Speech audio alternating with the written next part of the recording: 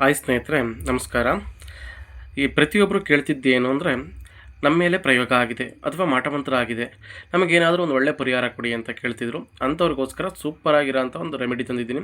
₹1 ಖರ್ಚು ಮಾಡೋಂಗಿಲ್ಲ. ನೀವು ಏನು ಹಬ್ಬಬ್ಬ ಅಂದ್ರೆ ಒಂದು ₹10 ಖರ್ಚಾಗ್ಬೋದು. ಇದೇನಪ್ಪ ₹1 ಖರ್ಚಾಗಂಗಿಲ್ಲ ಅಂತ ಹೇಳ್ಬಿಟ್ಟು ಒಂದು ₹10 ಖರ್ಚಾಗುತ್ತೆ ಅಂತವರಲ್ಲ ಅಂತ ಕನ್ಫ್ಯೂಸ್ ಆಗಿಬಿಡಿ.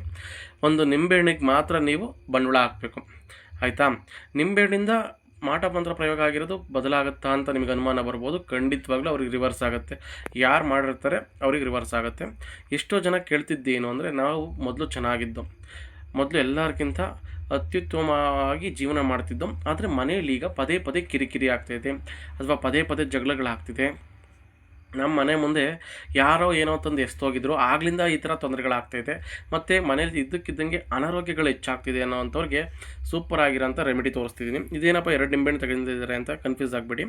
ಇದು ಒಂದು ಕಟ್ ಮಾಡಿರೋ ನಿಂಬೆಹಣ್ಣು, ಇದೊಂದು ನಿಮಗೆ ತೋರ್ಸೋಕ್ಕೆ ಅಂತ ಚೆನ್ನಾಗಿರೋ ನಿಂಬೆಹಣ್ಣು ತಗೊಂಡಿದ್ದೀನಿ. ಇಲ್ಲಿ ಬೇಕಾಗಿರೋದು ನಿಮಗೆ ಒಂದೇ ನಿಂಬೆಹಣ್ಣು. ಅದನ್ನು ಮನೇಲಿರೋ ಅಂಥ ನಿಂಬೆಹಣ್ಣ ಬಳಸಬೇಡಿ. ಹೊಸ್ದಾಗೆ ಅಂಗಡೀಲಿ ಖರೀದಿ ಮಾಡ್ಕೊಂಬರ್ಬೇಕು. ಒಂದೇ ಒಂದು ನಿಂಬೆಹಣ್ಣು ಸಾಕು. ಒಂದು ನಿಂಬೆಹಣ್ಣು ನಾನಿಲ್ಲಿ ತೋರ್ಸೋಕ್ಕೆ ತಗೊಂಡಿರೋದಷ್ಟೇ. ಹೊಸ್ದಾಗಿ ನಿಂಬೆಹಣ್ಣ ತಂದು ಈ ರೀತಿ 2 ಭಾಗ ಮಾಡ್ಕೊಳ್ಳಿ. 2 ಭಾಗ ಮಾಡ್ಕೊಂಡು ಇದನ್ನು ಯಾವಾಗ ಮಾಡಬೇಕು ಅಂದರೆ, ಅಮಾವಾಸ್ಯೆ ದಿನವೇ ಮಾತ್ರ ಮಾಡಬೇಕು. ಬೆಳಗ್ಗೆ ಆದರೂ ಮಾಡಿ, ಸಂಜೆ ಆದರೂ ಮಾಡಿ, ಒಟ್ಟು ಅಮಾವಾಸ್ಯೆ ದಿನ ಮಾತ್ರ ಮಾಡಬೇಕು. ಎಷ್ಟೋ ಜನ ಕೇಳ್ತಾರೆ ಹುಣ್ಣಿಮೆ ದಿವಸ ಮಾಡಬೇಕಾ ಅಂತ. ಇಲ್ಲ, ಅಮಾವಾಸ್ಯೆ ದಿನ ಮಾತ್ರ ಮಾಡಬೇಕು. ಅಮಾವಾಸ್ಯೆ ದಿವಸ ಮೊದಲು ಒಂದು ಕಡೆ ಭಾಗಕ್ಕೆ ಒಂದಕ್ಕೆ ಫಸ್ಟು ಅರಿಶಿನ ಹಚ್ಕೊಳ್ಳಿ. ತೋರಿಸ್ತಾಯಿದ್ದೀನಿ ನೋಡಿ, ನಾನು ಇದನ್ನು ವೀಡಿಯೋಗೋಸ್ಕರ ತೋರಿಸ್ತಿರೋದು ನಾನು. ನೀವು ಫುಲ್ ಹಚ್ಕೋಬೇಕಾಗುತ್ತೆ, ಎಲ್ಲ ಫುಲ್ಲು ನೀಟಾಗಿ ಹಚ್ಕೋಬೇಕು. ಇನ್ನೊಂದಕ್ಕೆ ಕುಂಕುಮ ಹಚ್ಕೊಳ್ಳಿ. ಒಂದು ಅರಿಶಿನ, ಒಂದು ಕುಂಕುಮ ನೀಟಾಗಿ ಹಚ್ಕೊಬೇಕು ನೀವು. ನಾನು ನಿಮಗೆ ತೋರ್ಸೋಕ್ಕೋಸ್ಕರ ಹಚ್ಕೊತಿರೋದು. ಇದು ನೀಟಾಗಿ ಪೂರ್ತಿ ಈ ಭಾಗಗಳೇನಿದೆ ಅದು ಕಾಣಬಾರ್ದು, ಮುಚ್ಕೋಬೇಕು 2 ನೀಟಾಗಿ, ಆಯಿತಾ? ಇಲ್ಲಿ ನಿಮಗೆ ತೋರ್ಸೋಕ್ಕೋಸ್ಕರ ನಾನು ಇಷ್ಟು ಹಚ್ಚಿದ್ದೀನಿ. ನೀವು ಹಚ್ಕೋಬೇಕಾದ್ರೆ ನೀಟಾಗಿ ಹಚ್ಕೊಬೇಕಾಗುತ್ತೆ. ಈ ಥರ ಹಚ್ಕೊಂಡು ಆದಮೇಲೆ ಫುಲ್ ನೀಟಾಗಿ 2ಕ್ಕೂ, ಒಂದಕ್ಕೆ ಅರಿಶಿನ, ಒಂದಕ್ಕೆ ಕುಂಕುಮ ಹಚ್ಕೊಳ್ಳಿ. ಕುಂಕುಮ ಅರಿಶಿನ ಹಚ್ಕೊಂಡಂತಹ ಭಾಗಗಳನ್ನ ತಗೊಂಡೋಗಿ ನಿಮ್ಮ ಮನೆಯ ಹೊಸ್ಲು ಮೇಲಿಟ್ಟು ಮೊದಲೇ ಹೊಸ್ಲು ಪೂಜೆ ಮಾಡ್ಕೊಳ್ಳಿ. ಫಸ್ಟು ಹೊಸ್ಲು ಪೂಜೆ ಅಮಾವಾಸ್ಯೆ ದಿವಸ ಹೊಸ್ಲು ಪೂಜೆ ಮಾಡ್ಕೊಳ್ಳಿ. ಅಮಾವಾಸ್ಯೆ ಅಂತಲ್ಲ, ಪ್ರತಿನಿತ್ಯ ಸ್ವಲ್ಪ ಹೊಸ್ಲುಗಳನ್ನ ಪೂಜೆ ಮಾಡೋದ್ರಿಂದಲೂ ಸ್ವಲ್ಪ ಯಾವುದೇ ಥರ ನೆಗೆಟಿವ್ ಇದ್ದರೂ ಹೋಗುತ್ತೆ. ಈ ಪೂಜೆ ಮಾಡಬೇಕಾದ್ರೆ ಇದನ್ನು ಮಾಡೋಕ್ಕಿಂತ ಮೊದಲು ಹೊಸ್ಲನ್ನ ಪೂಜೆ ಮಾಡ್ಕೊಂಡು ಸ್ವಲ್ಪ ಅರಿಶಿನದಿಂದ ಸವರಿ, ಹೊಸ್ಲಿಗೆ ಅರಿಶಿನ ಸವರಿಬಿಟ್ಟು ಈ ಕಟ್ ಮಾಡಿದಂತಹ ನಿಂಬೆಹಣ್ಣ ಆ ಭಾಗ ಈ ಭಾಗ ಎರಡನ್ನೂ ಇಟ್ಬಿಟ್ಟು ಅದರ ಮೇಲೆ ಒಂದು ಬಿಲ್ಲೆ, ಆ ಕಡೆ ಒಂದು ಬಿಲ್ಲೆ ಕರ್ಪೂರ, ಈ ಕಡೆ ಒಂದು ಬಿಲ್ಲೆ ಕರ್ಪೂರ ಹಚ್ಚಿ ಪೂಜೆಯನ್ನು ಮಾಡಿ. ಅರ್ಥವಾಯ್ತಾ? ಪೂಜೆ ಮಾಡಿ ಯಾರು ಏನು ಮಾಡಿದ್ರು ಅವರಿಗೆ ರಿವರ್ಸ್ ಆಗಬೇಕು ಅಂತ ಹೇಳಿ ನಿಮ್ಮ ಮನೆ ದೇವ್ರ ಹತ್ರ ಪ್ರಾರ್ಥನೆ ಮಾಡ್ಕೋಬೇಕು ನೀವು, ಪೂಜೆ ಮಾಡಿಬಿಟ್ಟು. ಇಷ್ಟೇ ಸಿಂಪಲ್. ಇದು ನಿಜವಾಗ್ಲೂ ರಿವರ್ಸ್ ಆಗುತ್ತೆ. ಇದನ್ನು ಪ್ರತಿ ಅಮಾವಾಸ್ಯೆಗೂ ಮಾಡ್ತಾ ಬನ್ನಿ. ಇದನ್ನು ಎಷ್ಟು ದಿವಸ ಮಾಡಬೇಕು, ಯಾವ ಥರ ಮಾಡಬೇಕು ಅಂತ ಕೇಳೋರಿಗೆ ಪ್ರತಿ ಅಮಾವಾಸ್ಯೆಗೆ ಮಾಡ್ತಾ ಬನ್ನಿ. ಇದನ್ನು ಪ್ರತಿ ಅಮಾವಾಸ್ಯೆ ದಿವಸ ನೀವು ಮಾಡ್ತಾ ಬಂದರೆ ಖಂಡಿತ ರಿಸಲ್ಟ್ ಸಿಗುತ್ತೆ. ಇದ್ರ ಜೊತೆಗೆ ಇನ್ನೇನಾದರೂ ಮಾಡ್ಕೊಬೇಕಾ ಕೇಳಿದ್ರೆ, ಒಂದು ತಡೆಗಳು ಅಮಾವಾಸ್ಯೆಯಲ್ಲಿ ಅಥವಾ ಹುಣ್ಣಿಮೆಯಲ್ಲಿ ತಡೆ ಹೊಡ್ಸೋದ್ರಿಂದ ಒಂದು 3 ಬಾರಿ ತಡೆ ಓಡಿಸ್ಕೊಳ್ಳಿ. ಶತ್ರು ತಡೆ ಅಂತ ಒಂದು ಇರುತ್ತೆ, ಮತ್ತು ಮನೆಗೆ ಅಂತ ಒಂದು ತಡೆ ಇರುತ್ತೆ. ವಿಚಾರ ಮಾಡಿಬಿಟ್ಟು ಓಡಿಸ್ಕೊಳ್ಳಿ. ಇದರಿಂದಲೂ ಕೂಡ ಅನುಕೂಲಗಳಾಗುತ್ತೆ.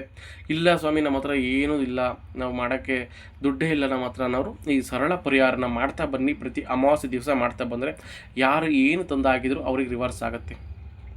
ನಾನು ಈಗಾಗಲೇ ಸುಮಾರು ಜನ ಕಮೆಂಟಲ್ಲಿ ತಿಳಿಸ್ತಾ ಇರ್ತಾರೆ, ಸ್ವಾಮಿ ನಾವು ಫಸ್ಟು ಚೆನ್ನಾಗಿ ಎದ್ದು ಗಂಡ ಇಡ್ತೀವಿ, ಅಥವಾ ನಮ್ಮ ಅಪ್ಪ ಅಮ್ಮ ಚೆನ್ನಾಗಿದ್ರು, ಈಗ ದಿಢೀರಂತ ಮನೆ ಹತ್ರ ತಂದು ಏನೋ ಹಾಕೋಗಿದ್ರು, ಆಗ್ಲಿಂದ ಈ ಥರ ಅನಾರೋಗ್ಯಗಳು ಮತ್ತು ಪದೇ ಪದೇ ಜಗಳ ನಮ್ಮ ಹತ್ರ, ಫಸ್ಟು ಚೆನ್ನಾಗಿದ್ದಂತಹ ಸಂಸಾರ ಈಗ ಆಗ್ಬಿಡ್ತು ಅಂತ ಎಷ್ಟೋ ಜನ ಕಮೆಂಟ್ ಹಾಕ್ತಾರೆ.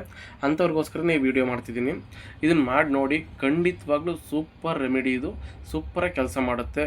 ನಿಂಬೆಹಣ್ಣಿಗಿರೋವಂಥ ಶಕ್ತಿ ಯಾವುದಕ್ಕೂ ಇಲ್ಲ ಸ್ನೇಹಿತರೆ. ಯಾಕೆಂದರೆ ನೀವು ಈಗಾಗಲೇ ನೋಡ್ಬೋದು ಅಥವಾ ನೋಡ್ತಿರ್ಬೋದು, ಯಾವುದೇ ದೇವಸ್ಥಾನಗಳಿಗೆ ಹೋದರೂ ನಿಂಬೆಹಣ್ಣ ತುಳಿಯೋದು ಅಥವಾ ತ್ರಿಶೂಲಕ್ಕೆ ಚುಚ್ಚೋದು ನೋಡಿರ್ತೀರ. ಮತ್ತು ದೇವಿಗೆ ಹಾರಗಳನ್ನ ಮಾಡಿ ಹಾಕಿರ್ತಾರೆ, 9, 18, 21 ಈ ಥರ.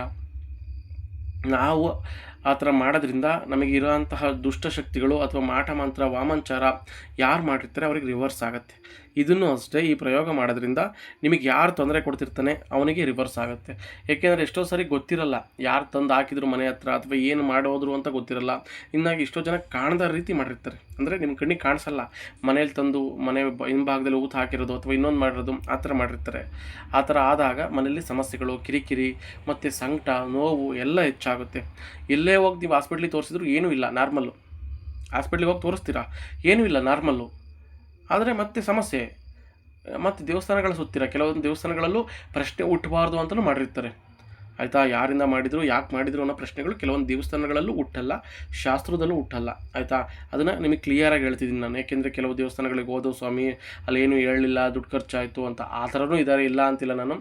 ಈ ಮಾಟ ಮಂತ್ರ ಅನ್ನೋದನ್ನೇ ಕೆಲವರು ದಂಧೆ ಮಾಡಿಕೊಂಡು ದುಡ್ಡು ಮಾಡೋ ಅಂಥವ್ರು ಇದ್ದಾರೆ, ಎಲ್ಲರೂ ಅಲ್ಲ, ಕೆಲವರು ಆಯಿತಾ. ಅದು ಬೇಡ ನಮಗೆ. ನಾನು ಮಾತಾಡ್ತಿರೋದೇನು, ಪರಿಹಾರ ನಾವೇ ಮನೇಲಿ ಮಾಡ್ಕೊಳ್ಳೋ ಅಂಥ ಸುಲಭವಾದ ಪರಿಹಾರ ಇದು. ಏನು ಹಬ್ಬ ಅಂದ್ರೆ ಒಂದು 5 ರೂಪಾಯಿಂದ 10 ರೂಪಾಯಿ ಖರ್ಚು ಮಾಡ್ತೀರಾ ತಿಂಗಳಿಗೆ, ಒಂದು ನಿಂಬೆಹಣ್ಣು ಅಷ್ಟೇ. ಅರಿಶಿನ ಕುಂಕುಮ ಮಲ್ಲಿರುತ್ತೆ, ಕರ್ಪೂರ ಮಲ್ಲಿರುತ್ತೆ, ಹೂವು ಮಲ್ಲಿರುತ್ತೆ, ಆಯಿತಾ. ಆ ರೀತಿ ಮಾಡ್ತಾ ಬನ್ನಿ. ಹಾಗೆ ಇನ್ನೊಂದು ಟಿಪ್ಸ್ನ ನಿಮಗೆ ಕೊಡ್ತೀನಿ. ಮನೇನ ಒರೆಸ್ಬೇಕಾದ್ರೆ ಪ್ರತಿದಿನ ಒರೆಸ್ತಿದ್ರು ಪರವಾಗಿಲ್ಲ, ಅಥವಾ ಗುರುವಾರ ಒರೆಸ್ತೀನಿ, ಅಥವಾ ನಾನು ಶುಕ್ರವಾರ ಒರೆಸ್ತೀನಿ ಅಂದರೂ ಪರವಾಗಿಲ್ಲ. ಒರೆಸ್ಬೇಕಾದ್ರೆ ನೀರಿಗೆ ಸ್ವಲ್ಪ ಗಂಜಲ ಅಂದರೆ ಗೋಮ, ಮತ್ತು ಸ್ವಲ್ಪ ಅರಿಶಿನ, ಸ್ವಲ್ಪ ಕಲ್ಲುಪ್ಪು ಹಾಕ್ಕೊಂಡು ಮನೇನ ಒರೆಸ್ತಾ ಬನ್ನಿ. ಯಾವುದೇ ಥರ ನೆಗೆಟಿವ್ ಎನರ್ಜಿಗಳಿದ್ರೂ ಅದು ತೆಗೆದಾಕ್ತಾ ಬರುತ್ತೆ. ಈ ರೀತಿ ಮಾಡ್ಕೊಳ್ಳೋದ್ರಿಂದ ಖಂಡಿತವಾಗ್ಲೂ ನಿಮ್ಮ ಮನೆಯಲ್ಲಿ ಯಾರೇ ಏನೇ ಮಾಡಿದರೂ ಅದು ಅವ್ರಿಗೆ ರಿವರ್ಸ್ ಆಗುತ್ತೆ. ಇದನ್ನು ಪೂಜೆ ಮಾಡಬೇಕಾದ್ರೆ ನೀವು ಕೇಳ್ಕೊಬೇಕು ನಿಮ್ಮ ಮನೆ ದೇವ್ರ ಹತ್ರ. ಯಾವುದು ಬೇಡ, ನಿಮ್ಮ ಮನೆ ದೇವ್ರ ಹತ್ರ ಕೈ ಮುಗಿದು ಕೇಳ್ಕೊಳ್ಳಿ, ಯಾರು ಏನು ಮಾಡಿದ್ದಾರೆ ಅವರಿಗೆ ರಿವರ್ಸ್ ಆಗಬೇಕು. ನನ್ನ ಮನೆಯಲ್ಲಿ ಇನ್ನು ಮುಂದೆ ನಾನು ಮೊದಲಿದ್ದಂತಹ ಜಾಗದಲ್ಲಿ ನಾವು ಬರಬೇಕು ಅಂದರೆ ಚೆನ್ನಾಗಿರಬೇಕು. ಮೊದಲು ನಾವೆಲ್ಲ ಯಾವ ರೀತಿ ಕುಟುಂಬ ಚೆನ್ನಾಗಿತ್ತು ಅದೇ ರೀತಿ ನಮ್ಮ ಕುಟುಂಬ ಚೆನ್ನಾಗಿರಬೇಕು, ನಾವು ಎಲ್ಲರಂತೆ ಚೆನ್ನಾಗಿ ಬದುಕಿ ಬಾಳಬೇಕು ಅನ್ನೋದನ್ನು ಮಾಡ್ತಾ ಬನ್ನಿ. ಖಂಡಿತವಾಗ್ಲೂ ಒಳ್ಳೆಯದಾಗುತ್ತೆ. ಪ್ರತಿಯೊಬ್ಬರು ಕಮೆಂಟ್ ಆಗ್ತಾ ಇರ್ತಾರೆ, ಗುರುಗಳೇ ಮಾಟ ಮಂತ್ರಕ್ಕೆ ಏನಾದರೂ ಒಂದು ಪರಿಹಾರ ಕೊಡಿ, ಅಥವಾ ಹಿಂಗಾಗಿದೆ ಪರಿಹಾರ ಕೊಡಿ ಅಂತ. ಅದಕ್ಕೆ ಇದೊಂದು ಸುಲಭವಾದಂಥ ಪರಿಹಾರ ವಿಧಾನ. ಇನ್ನೂ ಬೇಕಾದಷ್ಟು ವಿಧಾನಗಳಿವೆ, ಅದನ್ನು ಮುಂದಿನ ದಿನಗಳಲ್ಲಿ ತಿಳಿಸ್ಕೊಡ್ತೀನಿ. ನೀವೇನಾದರೂ ಕೇಳಿದ್ರೆ, ಆಯಿತಾ, ಕೇಳಿದ್ರೆ ಖಂಡಿತವಾಗ್ಲೂ ತಿಳಿಸ್ಕೊಡ್ತೀನಿ. ಕಮೆಂಟ್ ಬಾಕ್ಸ್ನಲ್ಲಿ ಇನ್ಯಾವುದ್ರ ಬಗ್ಗೆ ವೀಡಿಯೋ ಮಾಡಬೇಕು ಅಂತ ತಿಳಿಸಿ. ಹಾಗೆ ನಿಮಗೆ ಯಾವುದಾದ್ರೂ ಅನುಮಾನಗಳಿದ್ದರೆ ಕಮೆಂಟ್ ಮಾಡಿ. ಈ ವಿಷಯಕ್ಕೆ ಸಂಬಂಧಪಟ್ಟಂಗೆ ಯಾವುದೇ ಅನುಮಾನಗಳಿದ್ರೂ ಕಮೆಂಟ್ ಮಾಡಿ, ನಾನು ಉತ್ತರ ಕೊಡ್ತೀನಿ, ಆಯಿತಾ. ನಾನು ಇಲ್ಲಿ ಪರಿಹಾರ ಮಾಡ್ತೀನಿ ದುಡ್ಡು ಹಾಕಿ, ಅಥವಾ ನಾನು ಇನ್ನೊಂದು ಮಾಡ್ತೀನಿ ದುಡ್ಡು ಹಾಕಿ ಅಂತ ನಾನು ಕೇಳ್ತಿಲ್ಲ. ಎಷ್ಟೋ ಜನ ಕೂತ್ಕೊಂಡು ಕಮೆಂಟ್ ಹಾಕೋಂಥವ್ರಿಗೆ ಇದು ಉತ್ತರ, ಆಯಿತಾ. ನಾನು ಸರಳವಾಗಿ ಮನೆಯಲ್ಲೇ ಪರಿಹಾರ ಮಾಡ್ಕೊಳ್ಳೋಕ್ಕೆ ತಿಳಿಸ್ತಾ ಇದ್ದೀನಿ. ಈ ಪರಿಹಾರ 5 ರೂಪಾಯಿಲೆಲ್ಲ ನಿಂಬೆಹಣ್ಣಲ್ಲೆಲ್ಲ ಪರಿಹಾರ ಆಗುತ್ತೆ ಅಂತ ಕೇಳೋರಿಗೆ ಇದನ್ನು ತಿಂಗಳ ಮಾಡಬೇಕು. ನೀವು ಒಂದು ದಿವಸ ಮಾಡಿಬಿಡೋದಲ್ಲ, ಇದು ಪ್ರತಿ ತಿಂಗಳ ಅಮಾವಾಸ್ಯೆಗಳಲ್ಲಿ, ಪ್ರತಿ ಅಮಾವಾಸ್ಯೆಯಲ್ಲಿ ಮಾಡ್ತಾ ಬರಬೇಕಿದು. ಖಂಡಿತವಾಗ್ಲೂ ಸೂಪರ್ ರಿಸಲ್ಟ್ನ ಕೊಡ್ತಾ ಬರುತ್ತಿದ್ದು, ಆಯಿತಾ. ನಾನು ಮೊದಲೇ ಹೇಳ್ದಂಗೆ ನಿಂಬೆಹಣ್ಣಿಗೆ ನೀಟಾಗಿ ಹಚ್ಕೊಬೇಕು. ತಗೊಂಡೋಗಿ ಹೊಸ್ಲು ಹತ್ರ ಇಟ್ಬಿಟ್ಟು, ಹೊಸ್ಲು ಮೇಲ್ಗಡೆನೇ ಇಟ್ಬಿಟ್ಟು, ಆ ಕಡೆಗೊಂದು ಈ ಕಡೆಗೊಂದು ಕರ್ಪೂರಗಳನ್ನು ಹಚ್ಬಿಟ್ಟು ನಿಂಬೆಹಣ್ಣು ಮೇಲೆ ಸೂರ್ಯ ದೇವಂಗೆ ಮತ್ತು ನಿಮ್ಮ ಮನೆ ದೇವರಿಗೆ ಕೈ ಮುಗಿದು ಕೇಳ್ಕೊಳ್ಳಿ. ಯಾರು ಏನೇ ಮಾಡಿದರೂ ಅದು ರಿವರ್ಸ್ ಆಗಬೇಕು. ನನ್ನ ಮನೆ ಮೊದಲಿನ ರೀತಿ ಹಾಲುಕ್ಕಿ ಹಾಲರಿಬೇಕು ಅನ್ನೋ ಥರ ಕೇಳ್ಕೊಂಡು ಪೂಜೆ ಪುನಸ್ಕಾರಗಳನ್ನ ಮಾಡ್ಕೊಳ್ಳಿ. ಯಾರು ಏನೇ ಮಾಡಿದರೂ ಅವ್ರಿಗೆ ತೊಂದರೆಗಳು ರಿವರ್ಸ್ ಆಗ್ತಾ ಹೋಗುತ್ತೆ. ಮತ್ತು ನೀವು ಎಷ್ಟೋ ಜನ ಹಾಸ್ಪಿಟ್ಲ್ಗಳಿಗೆ ಸುತ್ತಾಡಿ ಅಥವಾ ದೇವಸ್ಥಾನಗಳಿಗೆ ಸುತ್ತಾಡಿ ಸುಸ್ತಾಗಿದ್ದರೆ ದಯವಿಟ್ಟು ಈ ಪರಿಹಾರ ಮಾಡ್ಕೊತಾ ಬನ್ನಿ. ನಿಮ್ಮ ಜೀವನದಲ್ಲಿ ಕುಗ್ಗಿರುವಂತಹ ನೀವು ಸ್ವಲ್ಪ ಮೇಲಕ್ಕೆ ಚೈತನ್ಯವನ್ನು ಕಾಣ್ತಾ ಹೋಗ್ತೀರಾ.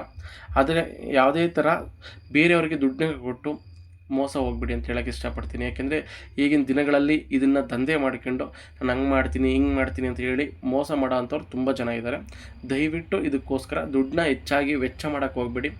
ಯಾರೋ ಹೇಳ್ಬೋದು ಮನೆ ಬಾಗಿಲ ತಂದು ಹಾಕಿದ್ದಾರೆ ತಕ್ಕೊಡ್ತೀವಿ, ಅಥವಾ ನಿಮ್ಮ ಮನೇಲಿ ಇನ್ನೊಂದು ಮಾಡಿದರೆ, ಅದನ್ನೇನು ನಂಬಕ್ಕೆ ಹೋಗ್ಬೇಡಿ. ಬೇಕಾದರೆ ಬೇರೆ ರೀತಿ ಪರಿಹಾರ ಮಾಡ್ತೀವಿ ಅನ್ನೋ ಅಂತಾರೆ, ನಾನು ನಂಬಿ. ಎಲ್ಲರೂ ಅಂತ ನಾನು ಹೇಳ್ತಿಲ್ಲ, ಕೆಲವರು, ಆಯಿತಾ. ದಯವಿಟ್ಟು ಯಾವುದೇ ಅನುಮಾನಗಳಿದ್ರೆ ಕಮೆಂಟ್ ಮುಖಾಂತರ ತಿಳಿಸಿ, ನಾನು ಉತ್ತರ ಕೊಡ್ತೀನಿ. ಹಾಗೆ ನೀವೇನಾದರೂ ನಮ್ಮ ಚಾನಲ್ಗೆ ಮೊದಲ ಬಾರಿಗೆ ಬಂದಿದ್ದರೆ ನಮ್ಮ ಚಾನಲ್ನ ಸಬ್ಸ್ಕ್ರೈಬ್ ಮಾಡಿ, ಪಕ್ಕದಲ್ಲಿರೋ ಬೆಲ್ ಬಟನ್ ಕ್ಲಿಕ್ ಮಾಡಿ, ಈ ವಿಡಿಯೋಗೊಂದು ಲೈಕ್ ಕೊಟ್ಟು ಈ ವಿಡಿಯೋನ ಪ್ರತಿಯೊಬ್ಬರಿಗೂ ಶೇರ್ ಮಾಡಿ. ಇನ್ನೂ ಬೇರೆ ಹಣಕಾಸಿಗೆ ಸಂಬಂಧಪಟ್ಟಂಗೆ, ಆರ್ಥಿಕ ಪರಿಸ್ಥಿತಿಗೆ ಸಂಬಂಧಪಟ್ಟಂಗೆ ನಾನಾ ರೀತಿ ವೀಡಿಯೋಗಳನ್ನ ಈಗಾಗಲೇ ಚಾನಲಲ್ಲಿ ಅಪ್ಲೋಡ್ ಮಾಡಿದ್ದೀನಿ. ಫೇಸ್ಬುಕ್ಕಲ್ಲೂ ಇದೆ, ಯೂಟ್ಯೂಬ್ನಲ್ಲೂ ಇದೆ. ಹೋಗ್ಬಿಟ್ಟು ದಯವಿಟ್ಟು ನೋಡಿ, ಸಬ್ಸ್ಕ್ರೈಬ್ ಮಾಡ್ಕೊಳ್ಳಿ, ಫಾಲೋ ಮಾಡಿ. ಯಾವುದೇ ರೀತಿ ಅನುಮಾನಗಳಿದ್ದರೆ ಕಮೆಂಟ್ ಮಾಡಿ. ಧನ್ಯವಾದಗಳು ಸ್ನೇಹಿತರೆ. ಮತ್ತಿನ್ಯಾವುದಾದ್ರ ಬಗ್ಗೆ ವೀಡಿಯೋ ಬೇಕಾ ಅಂತ ಕೇಳಿ ದಯವಿಟ್ಟು ತಿಳಿಸ್ಕೊಡ್ತೀನಿ ನಾನು.